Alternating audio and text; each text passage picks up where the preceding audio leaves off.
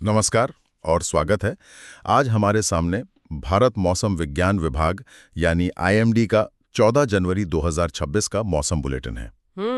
और देखिए, ये सिर्फ ये जानने के लिए नहीं है कि कल जैकेट पहननी है या नहीं। बिल्कुल नहीं। हम ये समझने की कोशिश करेंगे कि ये आंकड़े, ये चेतावनियां असल में एक कहानी सुना रही हैं। सही कहा, एक कहानी। एक कहानी की कैसे मौसम हमारी यात्रा, हमारे स्वास्थ्य और यहाँ तक कि हमारी अर्थव्यवस्था को भी चुपचाप कंट्रोल कर रहा है।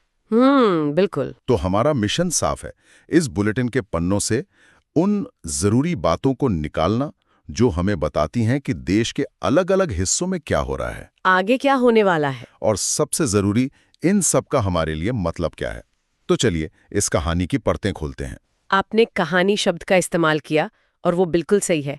ये बुलेटिन भारत की एक अविश्वसनीय कहानी बताता है। अच्छा। हाँ, ये एक दो शहरों की कहानी जैसा है, लेकिन मौसम के नजरिए से।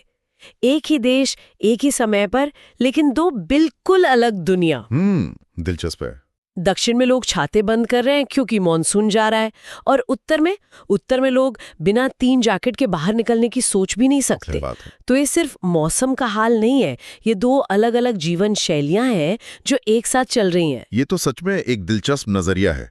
तो चलिए कहानी के पहले हिस्से से शुरू करते हैं, दक्षिण भारत से। हाँ बिल्कुल। जब हम यहाँ उत्तर में ठंड की बात कर रहे हैं तो पिछले 24 घंटों में वहाँ की तस्वीर बिल्कुल अलग है। बहुत अलग। तमिलनाडु के तिरुनेलवेली जिले में उथु नाम की जगह पर 9 सेंटीमीटर बारिश हुई। 9 सेंटीमीटर? हाँ, और काकाची में 7 सेंटीमीटर। केरल और कर्नाटक में भी बारिश हुई है, मतलब वहां तो अभी भी मानसून वाला माहौल है। हाँ, लेकिन ये वो तूफानी मानसून नहीं है। ये असल में पूर्वोत्तर मानसून की विदाई की घोषणा है, उसकी फेयरवेल पार्टी समझिए। अच्छा, तो ये आखिरी बारिश है? कह सकते हैं, ये बारिश उसी का एक हिस्सा है। बुलेटिन साफ कह रहा है कि अगले 3 दिनों में तमिलनाडु, केरल और आसपास के इलाकों से मानसून की वापसी के लिए हालात बन रहे हैं। तो ये एक मौसम के खत्म होने और दूसरे के शुरू होने का एक बहुत ही स्वाभाविक और जरूरी संकेत है। एक अध्याय का अंत हो रहा है। तो दक्षिण में मौसम एक अध्याय खत्म कर रहा है, लेकिन अगर हम देश के नक्शे पर ऊपर की ओर जाएं तो वहां एक बिल्कुल अलग और कहीं ज्यादा मुश्किल कहानी। हाँ बिल्कुल। उत्तर और मध्य भारत की कहानी में बारिश नहीं, बल्कि हाड़ कंपा देने वाली ठंड, शीतल लहर और घना कोहरा है। और ये तीनों एक साथ। और जब मैं ठंड कहता हूं तो मेरा मतलब सामान्य सर्दी से नहीं है। नहीं, ये सामान्य सर्दी नहीं है। रिपोर्ट में एक आंकड़ा है जिसने मेरा ध्यान खींचा। हरियाणा के हिसार में न्यूनतम तापमान 0.5 डिग्री सेल्सियस। हाँ, आधा डिग्री। ये सुनने में ही इतना ठंडा लग रहा है। ये बहुत अच्छा सवाल है। रिकॉर्ड तोड़ है या नहीं, ये तो पिछले कई सालों के डेटा से पता चलेगा।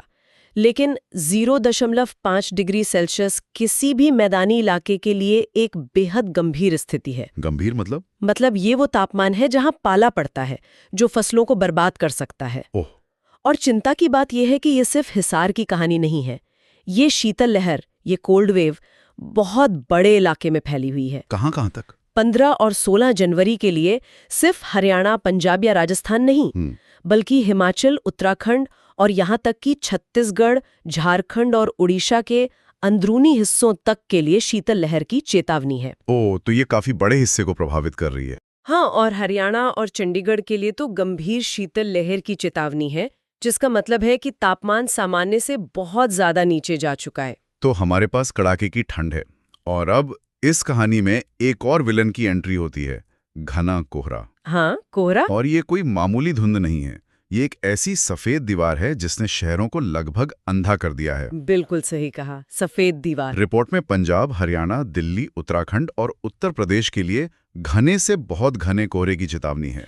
और वो भी 21 जनवरी तक कुछ जगहों पर। इतना लंबा? हाँ, और घने कोहरे के असर को समझने के लिए विजिबिलिटी यानी दृश्यता के आंकड़े देखने चाहिए। ये सच में चौंकाने वाले हैं। बताइए। अमृतसर, अंबाला, पंतनगर, बरेली, इन सभी जगहों पर सुबह 8:30 बजे विजिबिलिटी 0 मीटर दर्ज की गई। 0 मीटर? 0 मीटर्स। जरा सोचिए, 0 मीटर का क्या मतलब है? इसका मतलब है कि एक पायलट अपनी कॉकपिट की खिड़की से रनवे का अगला हिस्सा नहीं देख सकता। बाप रे। एक ट्रक ड्राइवर को अपनी ही गाड़ी का बोनेट साफ नजर नहीं आ रहा। ये सिर्फ धुंध नहीं है, ये एक तरह से पूरे ट्रांसपोर्ट सिस्टम को ठप कर देने वाली स्थिति है। 0 मीटर विजिबिलिटी, मैं तो इसकी कल्पना भी नहीं कर सकता। इसका मतलब है कि आप अपने सामने खड़ा इंसान भी नहीं देख सकते। बिल्कुल। ये तो किसी हॉरर फिल्म के सीन जैसा लगता है। हमारे रोजमर्रा के जीवन पर इसका क्या असर पड़ता है? इसका असर बहुत गहरा और कई स्तरों पर होता है। सबसे पहला और सीधा असर तो परिवहन पर ही है। हाँ, वो तो है। जैसा आपने कहा, एयरपोर्ट्स पर उड़ानें या तो घंटों लेट होती हैं या रद्द हो जाती हैं। हाईवे पर गाड़ियों की रफ्तार कछुए की चाल जैसी हो जाती है। और दुर्घटनाओं का खतरा भी बढ़ जाता होगा। बहुत ज्यादा भयंकर जाम लगते हैं। ट्रेनें अपने समय से 10-12 घंटे लेट चलती हैं, तो कुल मिलाकर पूरा मूवमेंट रुक सा जाता है। ये तो वो असर हैं जो हमें सीधे तौर पर दिखते हैं। क्या इसके कुछ ऐसे छिपे हुए प्रभाव भी हैं जिनके बारे में हम आमतौर पर नहीं सोचते? बिल्कुल। रिपोर्ट में एक बहुत अहम बात बताई गई है। क्या? जब कोहरा बहुत ज्यादा घना होता है तो हवा में नमी की वजह से बिजली की तारों पर पानी की एक परत जम जाती है, जिससे कई बार पावर लाइन स्ट्रिप हो जाती हैं। अच्छा, मतलब बिजली भी जा सकती है? हाँ, और बिजली गुल हो जाती है। इसके अलावा स्वास्थ्य पर इसका बहुत बुरा असर पड़ता है। वो कैसे? घना कोहरा एक तरह से धुएं और प्रदूषण के कणों को अपने अंदर कैद कर लेता है। जब हम सांस लेते हैं तो ये जहरीले कण सीधे हमारे फेफड़ों में जाते हैं। ओह, ये तो बहुत खतरनाक है। इसी वजह से इन दिनों अस्पतालों में खांसी, अस्थमा और सांस की तकलीफ वाले मरीज बढ़ जाते हैं। आंखों में जलन होना भी आम बात है। और इसी बुलेटिन में शीतल लहर के साथ साथ कोल्ड डे का भी जिक्र है। Cold day. कोहरे के साथ जब ये दोनों मिल जाते हैं तो स्थिति और भी गंभीर हो जाती है। वैसे यहाँ एक सवाल है, शीतल लहर यानी कोल्ड वेव और कोल्ड डे, क्या ये दोनों एक ही चीज हैं कि तापमान से जुड़ा है? हाँ, इसका असर रात में और सुबह सुबह सबसे ज्यादा महसूस होता है। लेकिन कोल्ड डे की स्थिति तब बनती है जब दिन का अधिकतम तापमान भी सामान्य से बहुत नीचे रहता है। मतलब दिन में भी राहत नहीं? कोई राहत नहीं। मतलब दिन में धूप निकलने के बाद भी आपको कड़ाके की ठंड से कोई राहत नहीं मिलती। जब कोल्ड डे और घना कोहरा एक साथ होते हैं तो वो स्थिति सबसे ज्यादा खतरनाक होती है। तो मतलब दिन और रात दोनों ही समय शरीर को ठंड से लड़ने के लिए ज्यादा मेहनत करनी पड़ती है। रिपोर्ट में इससे बचने के लिए कुछ सलाह भी दी गई हैं। हाँ, और वो सलाह बहुत व्यवहारिक है। जैसे एक मोटा कपड़ा पहनने की बजाय कई परतों में ढीले ढाले ऊनी कपड़े पहनना। हाँ, ये तो घर पर भी सुनते आए। बिल्कुल, ये सलाह हमारी नानी दादी भी देती थी।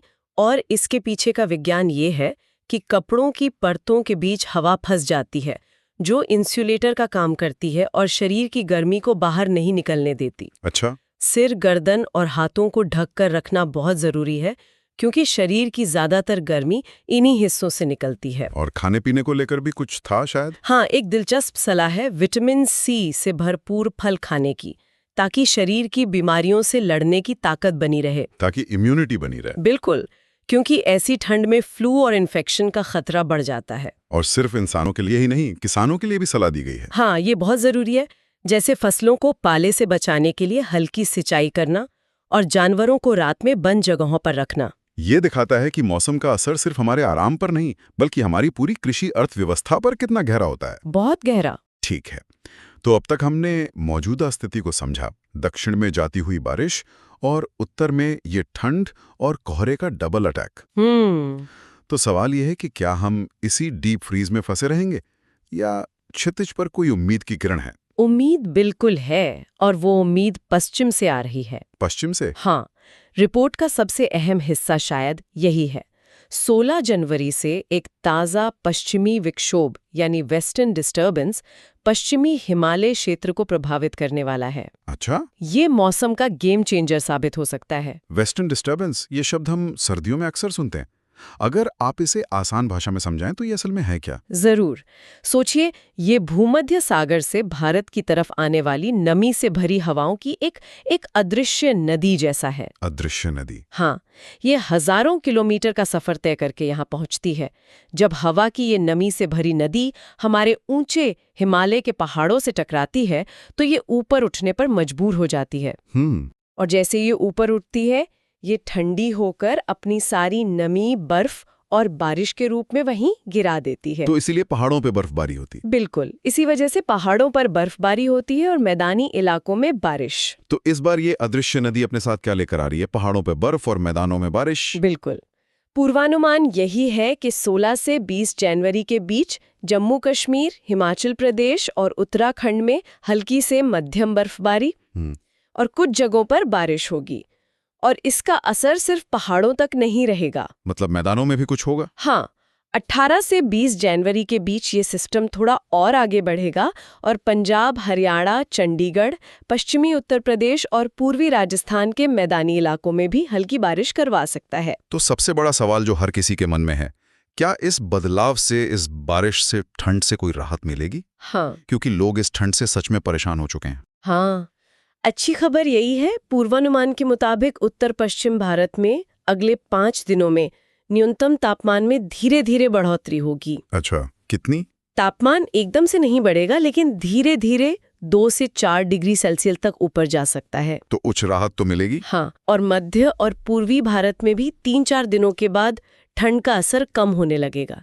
ये बारिश हवा में मौजूद प्रदूषण और कोहरे के कणों को भी साफ कर देगी। मतलब विजिबिलिटी भी बेहतर होगी? हाँ, विजिबिलिटी भी बेहतर होगी। तो कह सकते हैं कि कड़ाके की ठंड से कुछ हद तक राहत जरूर मिलने वाली है। तो आज की इस पूरी चर्चा को अगर समेटें तो ये कमाल की यात्रा रही। हमने देखा कि भारत का मौसम एक ही समय पर कितने अलग अलग रूप दिखा रहा है। बहुत गतिशील है। एक तरफ दक्षिण में एक मानसून अध्याय समाप्त हो रहा है, तो दूसरी तरफ उत्तर भारत एक नए पश्चिमी विक्षोभ का स्वागत करने की तैयारी कर रहा है। बिल्कुल, जो उसे ठंड और कोहरे की गिरफ्त से आजाद कराएगा। सही। बिल्कुल सही। और इसका अंतिम विश्लेषण यही है कि ये रिपोर्ट हमें याद दिलाती है कि मौसम के आंकड़े सिर्फ नंबर नहीं है। नहीं, ये एक बड़े जुड़े हुए सिस्टम का हिस्सा है। ये हमारी सुरक्षा, हमारे स्वास्थ्य, हमारी यात्रा और हमारी अर्थव्यवस्था से सीधे तौर पर जुड़े हैं। इन चेतावनियों को गंभीरता से लेना और दिए गए सुझावों का पालन करना हमें आने वाली चुनौतियों के लिए बेहतर तरीके से तैयार करता है। ये विज्ञान की खूबसूरती है कि वो हमें पहले से आगाह कर सकता है। और जाते जाते सभी के लिए एक विचार, जब भूमध्य सागर से हजारों किलोमीटर की यात्रा करके आने वाला एक पश्चिमी विक्षोभ उत्तर भारत के मौसम को इतने बड़े पैमाने पर बदल सकता है, तो ये सोचना दिलचस्प है कि हमारे ग्रह के बड़े जलवायु पैटर्न में होने वाले छोटे छोटे बदलावों का हमारे स्थानीय जीवन पर कितना गहरा और अप्रत्याशित प्रभाव पड़ सकता है।